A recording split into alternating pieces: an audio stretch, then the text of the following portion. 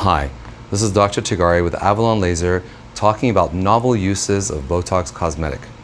One of the newer uses of BOTOX cosmetic is to treat excessive jaw grinding, also known as bruxism. With proper application of BOTOX in the jaw muscles, you can greatly reduce jaw grinding that can be a problem and can wear down your teeth. One of the other benefits of using this treatment is it can also help slim down the jaw, which many clients find very appealing.